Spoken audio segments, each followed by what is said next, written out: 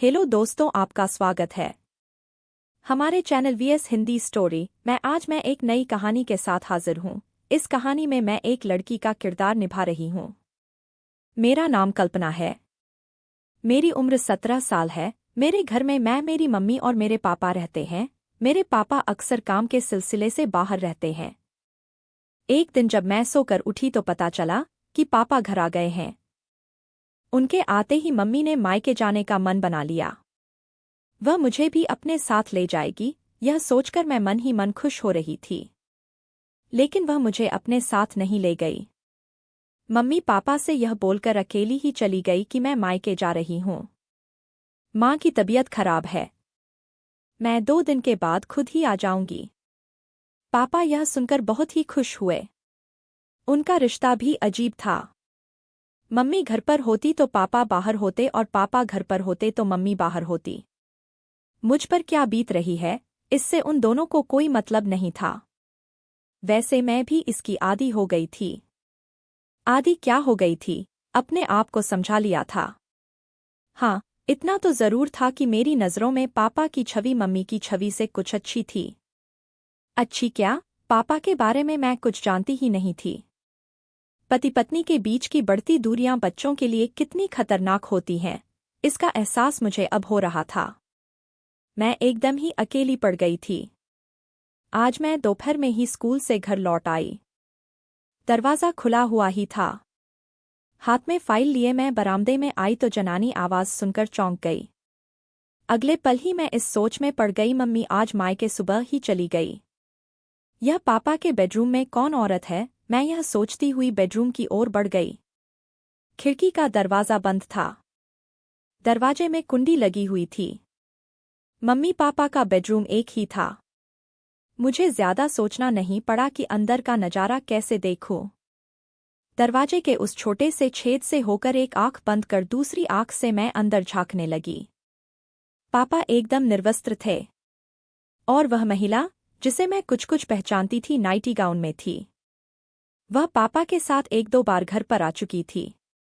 मैंने दिमाग पर जोर दिया तो उसका नाम भी याद हो आया। उसका नाम रवीना था। रवीना यही कोई 22-23 की छरहरी देह वाली खूबसूरत महिला थी। वह मम्मी से अधिक सुंदर भी नहीं थी तो कुरूप भी नहीं थी। मैं हैरान थी, जिस पापा को मम्मी पसंद नहीं करती है, उस पापा को एक उससे कम उम्र वाली युवती पसंद करती है। यह ईश्वर की कैसी लीला है। इतने में ही रवीना ने नाइटी गाउन उतार कर एक तरफ रख दिया। मेरे तो पैरों तले से जमीन ही निकल गई। मैं यह सब देखकर हैरान हो रही थी। कमाल है, बातचीत से इतनी सभ्य और सौम्य दिखने वाली रवीना कितनी चालू है। मेरी माँ भी तो रवीना की तरह ही सौम्य और सीधी सादी लगती है, लेकिन इस मामले में कितनी शातिर है। मैं तो एक शातिर और बदचलन स्त्री पुरुष की संतान हूँ, मेरा भविष्य कैसा होगा। तभी रवीना ने पापा की दाईं जांघ पर कसकर चिकोटी काट दी। लेकिन वह जरा सा भी गुस्सा नहीं हुए, बल्कि उसे और प्यार से अपनी गोद में बिठा लिया। मुझे आज भी याद था, एक बार मैंने पापा को गुदगुदी कर दी थी तो उन्होंने मेरे गाल पर एक थप्पड़ धर दिया था। मुझे बदतमीजी पसंद नहीं। मैं गाल सहलाती ही रह गई थी। और आज पापा रवीना की बदतमीजियों पर कोई ध्यान न दे रहे थे।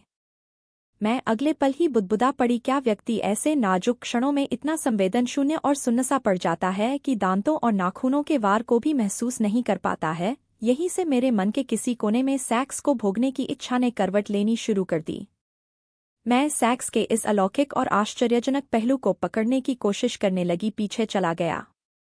इसी बीच पापा ने रवीना को घूरते हुए कहा, तुम सचमुच ही मुझे बहुत ही आनंद देती हो। मेरी पत्नी तो मुझे पसंद ही नहीं करती है। वह कहती है कि तुम 3-3 दिन तक दाढ़ी ही नहीं बनाते हो। तुझसे बात कौन करेगा। तुम्हारी दाढ़ी कांटों की तरह मेरे गालों पर चुभती है।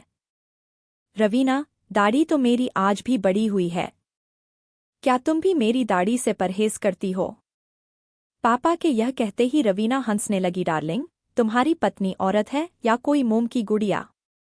भला पुरुष की दाढ़ी की चुभन भी कहीं स्त्री को पीड़ा पहुंचाती है। स्त्री को पीड़ा तो तब पहुंचती है जब पुरुष बीच में ही साथ छोड़ जाता है। क्या तुम्हें नहीं पता सेक्स में नोचखरोच का कितना महत्व है। दाढ़ी नोचक रोज का ही तो काम करती है। ईश्वर ने कुछ सोच समझकर ही पुरुष को दाढ़ी दी है। सच तो यह है कि मैं तुम्हें तुम्हारी दाढ़ी से ही पसंद करती हूँ। यह कहते कहते रवीना ने पापा को बाहों में समेट लिया और अपने चिकने और मुलायम गाल उनके दाढ़ीदार गाल पर रखकर रगड़ने लगी। यह मेरे लिए एक नया ही अनुभव था। मैं आश्चर्यचकित होकर सोच रही थी, यहाँ तो कोई भी किसी से प्यार नहीं करते रहा, यहाँ तो केवल सहवास की ही प्रधानता है। रवीना पापा को इसलिए पसंद करती है क्योंकि उसे पुरुष की दाढ़ी की चुभन अच्छी लगती है, और मम्मी वेदांत अंकल पर इसलिए मुग्ध है क्योंकि वह सहवास कला में निपुण हैं और साथ ही चिकने गालों वाले हैं। ये दोनों स्त्रियां ही हैं, लेकिन इनकी पसंद अलग अलग है। शायद यही वजह है कि स्त्री पुरुष अपने जीवन साथी को छोड़कर कहीं बहक जाते हैं। बहक क्या जाते हैं? अपने मनपसंद किसी सुयोग्य साथी की तलाश कर लेते हैं। मैं भी तो एक स्त्री ही हूं। क्या मेरी पसंद अपने विचारों के अनुकूल पुरुष की नहीं है? क्या अपनी पसंद की चीज को ढूंढना या पाना गलत है?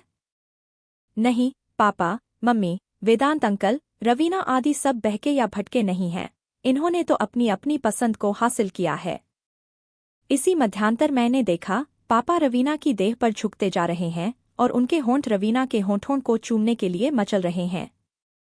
मैंने अगले पल ही अपनी दोनों हथेलियों से आंखें ढक ली और मन ही मन सोचने भी लगी, यह कैसी आग है जो स्त्री को पुरुष दर पुरुष और पुरुष को स्त्री दर स्त्री भटकने पर मजबूर कर देती है। पुरुष की बाहों का पहला पहला स्पर्श कैसा होता होगा? पुरुष के संसर्ग में कभी नहीं आने वाली एक स्त्री पुरुष की बाहों के स्पर्श मात्र से ही कितनी रोमांचित हो उठती होगी। मैं यह जानने की कोशिश करते करते पसीने से तरबतर हो गई। मैंने देखा, मेरे हाथ के पसीने से फाइल भीग गई है और मेरे स्तनों से फूट आए पसीने ने मेरे बनियान को भिगो दिया है। मेरे हाथ अनायास ही मेरी जांघों पर चले गए। मेरी चड्डी भी पसीने से भीग गई थी। मुझे लगा मेरे भीतर भी कुछ कुछ हो रहा है। मैं वहां से सीधे अपने कमरे में चली आई। मुझे अच्छे बुरे का ज्ञान हो गया था।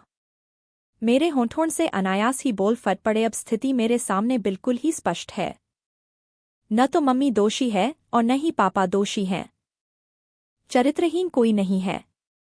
एक दूसरे के प्रति अरुचि, नापसंदगी और परिस्थितिजन्य लाचारी ने ही दूसरे से संबंध बनाने के लिए मजबूर किया है। जो लोग इन बातों को नहीं समझते, वे ही ऐसे संबंधों को गलत मानते हैं। मैं मम्मी को भी जानती हूँ और पापा को भी जानती हूँ। मुझे अच्छी तरह से याद है, मम्मी पहले ऐसी नहीं थी। देह बेचना उसका धंधा नहीं है।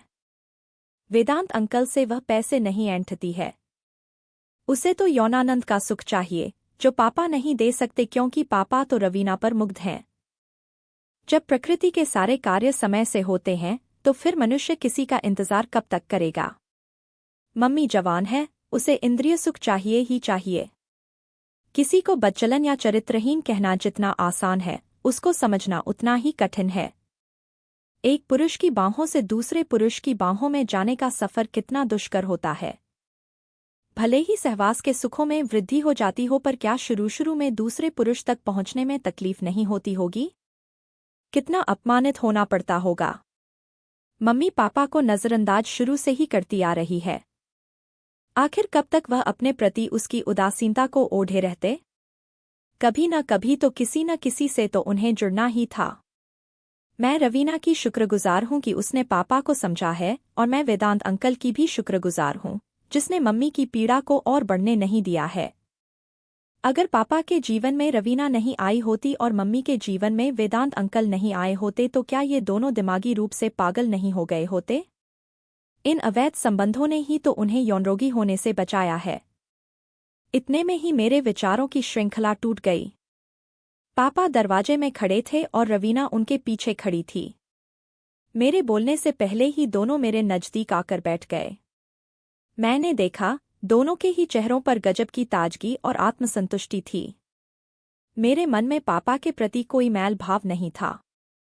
मैं रवीना को भी एक बच्चलन औरत नहीं मानती थी। मम्मी के लिए भी मेरे मन में कोई बैर भाव नहीं था। परिस्थितियां ही ऐसी बन गई थी कि सब घालमेल हो गया था। ऐसा कभी मेरे साथ भी हो सकता था या किसी दूसरे के साथ भी। मेरी तरह विचारधारा शुरू में इन लोगों की भी होगी। जब परिस्थितियां इनके प्रतिकूल होती गई तो इनके विचारों में भी बदलाव आता चला गया। मेरे भीतर एक गजब का आत्ममंथन चल ही रहा था कि पापा ने मुझे टोक दिया, काजोल बेटी, क्या सोच रही हो? तुम्हारी पढ़ाई कैसी चल रही है? ठीक चल रही है पापा। मैंने यह कहते हुए पापा की ओर देखा तो वह मुझसे आंखें मिला न सके। मैं बोली, पापा, मैं तो तुम्हारी बेटी हूं। तुम मम्मी के लिए या दुनिया के लिए जैसे भी हो, लेकिन मेरे लिए तो सिर्फ मेरे पापा ही हो, और मम्मी भी तुम्हारे लिए कैसी भी क्यों न हो, पर मेरे लिए तो मेरी मम्मी है। मैं जानता हूं बेटी। यह कहते कहते पापा ने मुझे अपने गले से लगा लिया। मैंने महसूस किया पापा कुछ यह जान गए थे कि मुझे मालूम हो गया है रवीना से उनके क्या संबंध हैं। इतने में ही रवीना ने अपने पर्स से टॉफियों के 2-3 पैकेट मेरे आगे रख दिए। तुम्हें ये टॉफियां पसंद हैं न? मैं तुम्हारे लिए ही लाई हूं, रवीना यह कहकर हंसने लगी। मैं सोच रही थी अब मैं इस प्यार और लगाव को क्या कहूं। कैसे यह कह दूं कि रवीना बच्चलन है या वेदांत अंकल चरित्रहीन है। मुझे एक साथ इतने सारे लोग प्यार करने वाले मिले हैं। मेरे लिए तो सभी अच्छे हैं। बुरे तो तब होते जब वे एक दूसरे को ब्लैकमेल करते या फकते लूटते। वे तो जिंदगी को जी रहे हैं, वह भी बड़े ही सलीके से। मम्मी पापा के साथ रह भी रही है और अपने तरीके से जी भी रही है। पापा भी मम्मी के साथ रह रहे हैं और अपना जीवन भी जी रहे हैं। घाटे में कोई है तो वह मैं हूं। मुझे मम्मी पापा की दोहरी जिंदगी के साथ आए दिन समझौता करना पड़ता है। मुझे डर है कहीं मैं भी दोहरी जिंदगी जीने की आदी न बन जाऊं। इतने सारे लोगों का प्यार किसी दिन मेरे लिए धीमा जहर भी बन सकता है। मैं अभी और सोचती इतने में पापा बोल पड़े, बेटी तुम अपनी पढ़ाई करो, मैं रवीना को बस स्टैंड तक छोड़ कर आता हूं। यस पापा, मैं यह कहकर एक किताब रैक से खींच कर पढ़ने लगी। तो दोस्तों, आपको हमारी कहानी कैसी लगी? कमेंट बॉक्स में ज़रूर बताएं, और अगर आपको हमारी कहानी पसंद आई हो तो वीडियो को लाइक और शेयर ज़रूर करें, और चैनल को सब्सक्राइब भी करें, जिससे आने वाली वीडियो की नोटिफिकेशन आपको मिल सके। धन्यवाद।